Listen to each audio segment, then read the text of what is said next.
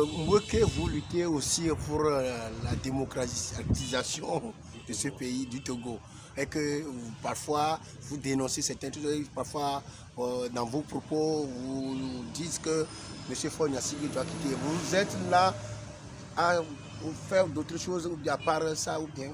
Non, nous demandons dans nos activités de la démocratie participative la manière dont on gère le pays, la manière dont les choses vont et la manière dont ce sont les mêmes personnes qui sont au pouvoir pendant plus des années durant.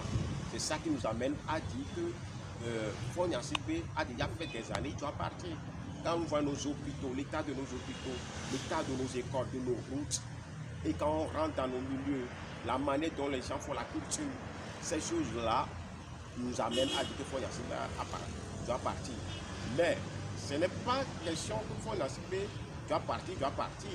C'est-à-dire c'est ce que la personne fait. On n'a rien contre la personnalité de Faure-Gnassingbé. Faure-Gnassingbé, sa personnalité, son individu, c'est lui, sa femme, ses enfants et ses frères. On n'a rien à faire avec lui. Mais la manière dont il gère le pays, la manière dont la gestion du pays, c'est ça que nous dénonçons.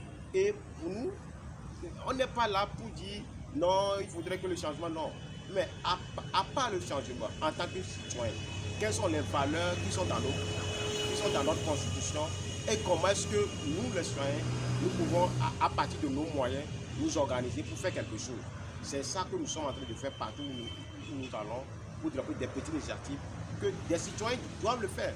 Même s'il faut Gnassingbé parte là, ce n'est pas des gens qui vont tomber du ciel pour transformer le Togo, ce sont nous-mêmes qui vont travailler pour transformer le Togo à travers des initiatives et des actions sur le terrain. Donc on peut dire que n'est pas là juste pour faire chasser M. Faure-Gnassingbé. Non, ce n'est pas une question de chasser une personne, c'est une question de pousser les gens à revoir leur manière de leadership.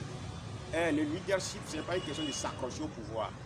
Et quand on voit le cocotier, les branches de cocotier, pour pouvoir permettre au cocotier de développer, à un moment donné, quand une branche a servi de cocotier, il tombe. Et d'autres branches poussent pour que le cocotier puisse continuer à donner des fruits.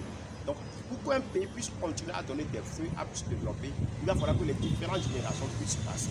C'est ça notre objectif. Ce n'est pas une question de faire fixation sur une personne de parti pour parti. Regardons, par exemple, quand nous prenons le réseau routier du Togo, pendant plus de 100 ans, les gens sont là. Regardons l'état des réseaux routiers.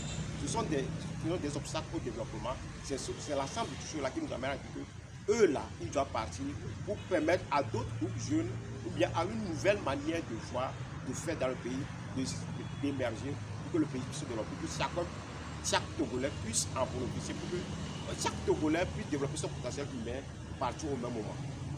Merci beaucoup.